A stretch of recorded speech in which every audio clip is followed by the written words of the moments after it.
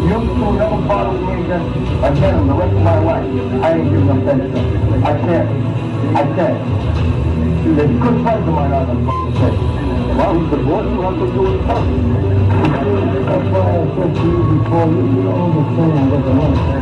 The most of me is that the boss is your boss.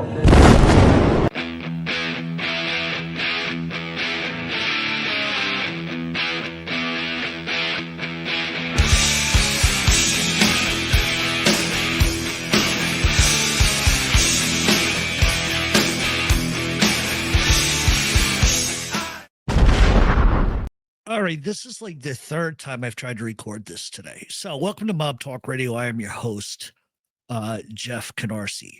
And what we're going to talk about just very briefly is the Italian-American Civil Rights League has just pretty much put Hollywood and Sammy the Bull Gravano on notice. There was a press release from the Iacrl, which I'm going to get into. But most importantly, let me just stress at the very beginning of this, I do not, nor do my opinions represent those of the Italian-American Civil Rights League. And anything that I'm going to say, unless it's stated as fact, is my opinion and my opinion only. If you're curious as to what the Iacrl is, you can go to iacrl.org. Also, as you know, we discuss history on this channel, and the Iacrl was established in the 1970s by the one and only Joe Colombo. So we're going to jump right into this, and I'm going to read you the press release that came out just a couple of days ago. I believe we are the first to actually cover this, and I think it's very, very, very important. All right, so this is directly from the Iacrl. Italian-American Civil Rights League condemns FX's decision to air new series on notorious mafia hitman Sammy the Bull Gravano. And this is for immediate release. The Italian-American Civil Rights League strongly condemns FX's decision to proceed with the television series focused on the life of notorious mafia hitman Sammy the Bull Gravano. By glamorizing the story of a man responsible for the brutal murders of countless individuals, including innocent victims, this series perpetuates harmful stereotypes and glorifies a life of crime that has caused untold suffering. The decision to greenlight a show centered on Sammy Gravano is a slap in the face to the Italian-American community, said Gerard Marone, board member of the Italian-American Civil Rights League and a New York-based attorney. There is nothing honorable or redeeming about profiting from the notoriety of a cold-blooded killer. In fact, not only is Gravano a murderer, but he is also a convicted drug dealer. According to a Time magazine article after Gravano's arrest, at its height, police estimate the ring was selling as many as 10,000 pills a week and raking in almost $1 million a month. Italian Americans have contributed enormously to American society, Marone added. We deserve stories that reflect our achievements, not tired narratives that perpetuate harmful myths. It's time to stop celebrating criminals and start elevating stories that inspire. The story of Sammy Gravano is not one of redemption. While he may have turned state's evidence, his hands remain stained with the blood of 19 victims.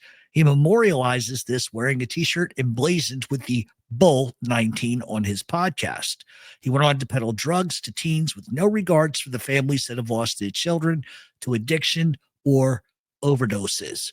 By allowing him to profit and gain further notoriety from his crime sends a dangerous message that violence, that betrayal, and murder can be spun into entertainment and financial gain.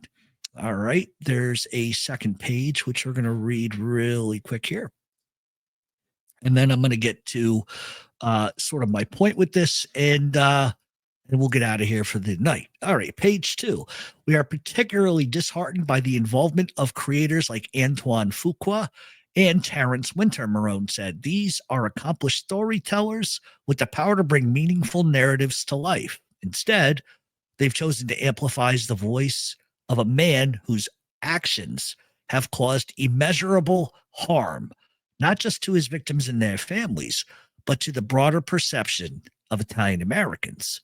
The Italian American Civil Rights League calls on FX to reconsider airing this series and urges creators to use their influence to tell stories that elevate and inspire rather than exploit. Furthermore, we encourage all viewers, advertisers, and partners to think critically about the impact of supporting such a production. It's time for the entertainment industry to move beyond sensationalized portrayals of Italian Americans, said Marone. We are a community defined by resilience, hard work, and cultural contributions. Our stories deserve better. I don't think that I could have said that any better than than anybody. I think it's straight, it's to the point, and it's honest. And the truth of the matter is, people like Gravano have capitalized on the notoriety of his crimes. He has also made money on his crimes. Now, what a lot of you may not know is that to be on Patreon, you cannot be a pedophile, a convicted murderer, or really even a felon making a profit. But yet, Gravano has been doing this. So I'm going to encourage everybody, and call me a rat if you want. I'm going to encourage everybody to go to Patreon and turn in his channel. That will get him off Patreon, and he will not be allowed to make profits off of his crimes. Most importantly, and I've said this a lot, and this is the truth. Men like Gravano do not deserve a platform. Yes, I understand that I talk about the history of organized crime. However, there are exceptions to the rules. You would be hard-pressed to find another member that's been alleged to have been involved in organized crime who murdered a child. This is what Gravano has done. The mere fact that he is grandizing and profiting off of T-shirts with Sammy the Bull 19 on them is despicable. As you guys know, a couple of decades ago, the family of the victims of Gravano did sue him and won money in a civil case. However, Gravano has never paid a dime of that. He also has never paid back a single dime of his restitution set forth by the Justice Department. Once again, it's just a matter of these informants have to stop having a platform.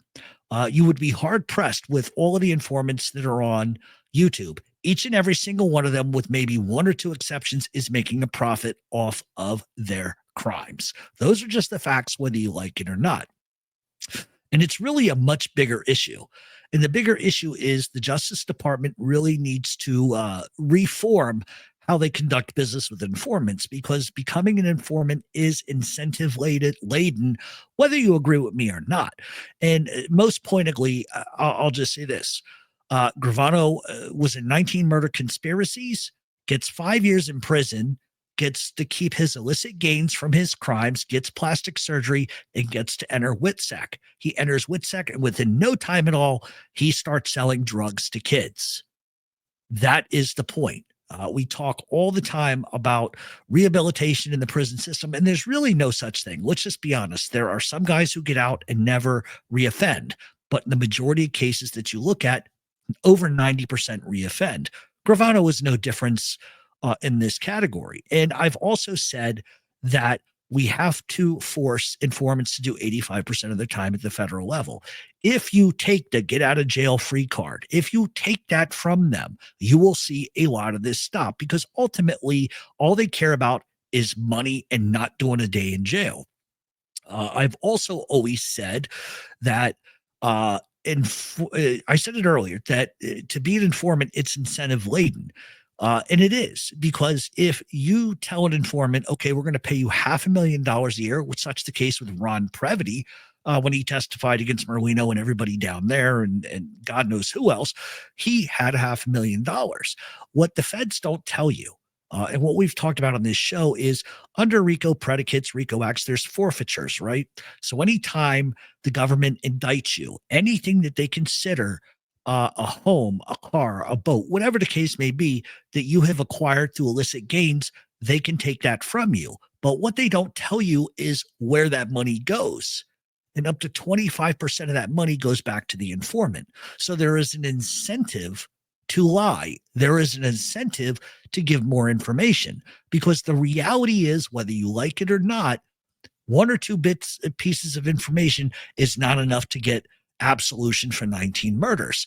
However, if you give them all of this kind of stuff, It means more money, more gifts, more plastic surgery, everything. And that's a problem within the system.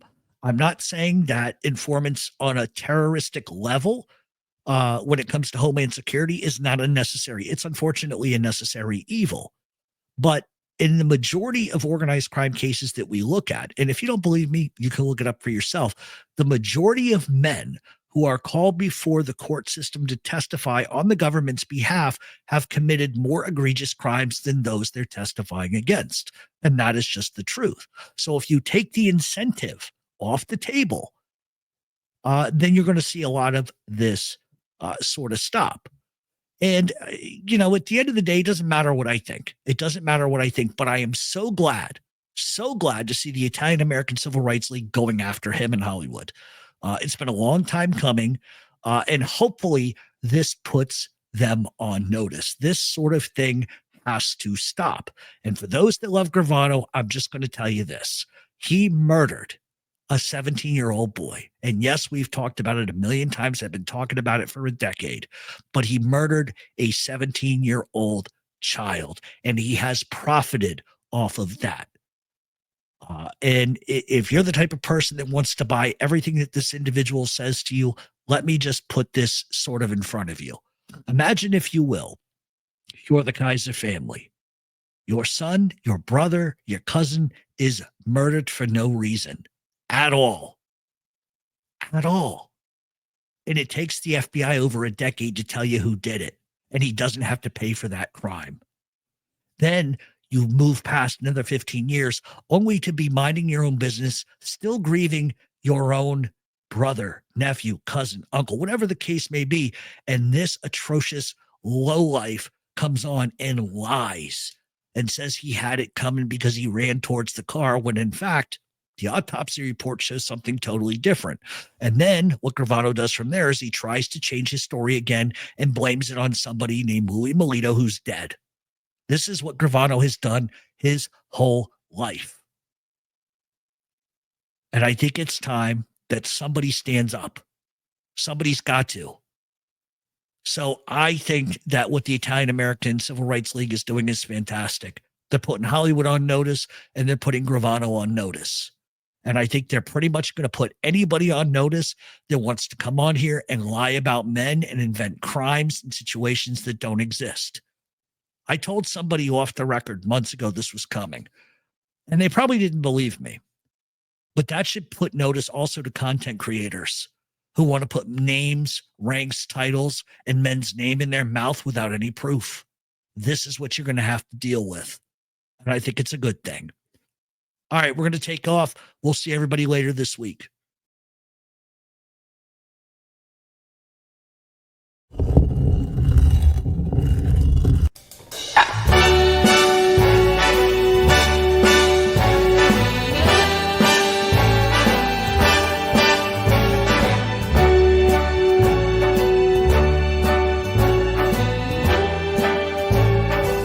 Start spreading the news.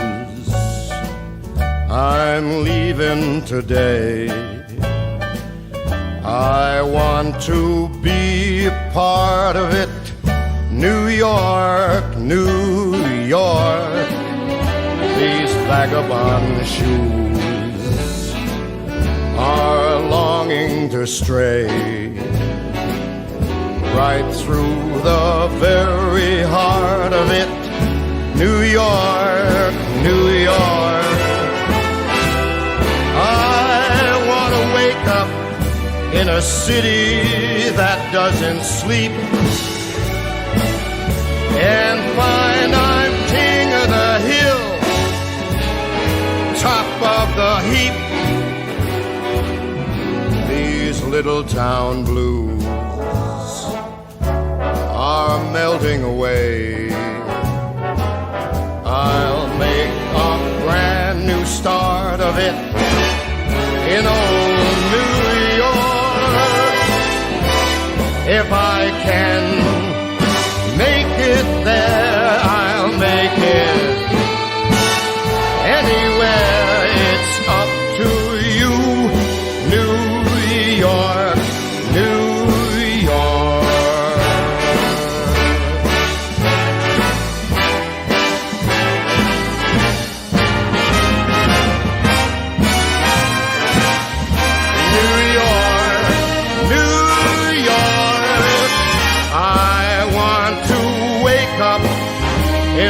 city that never sleeps,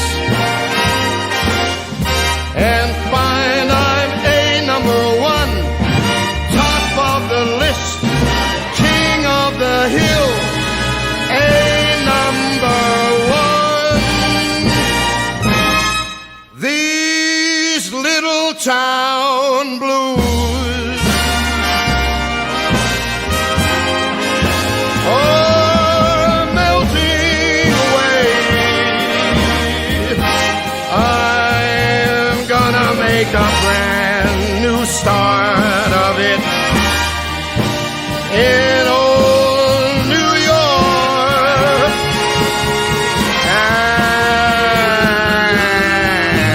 And if I can make it there, I'm gonna make it anywhere. It's up to you, New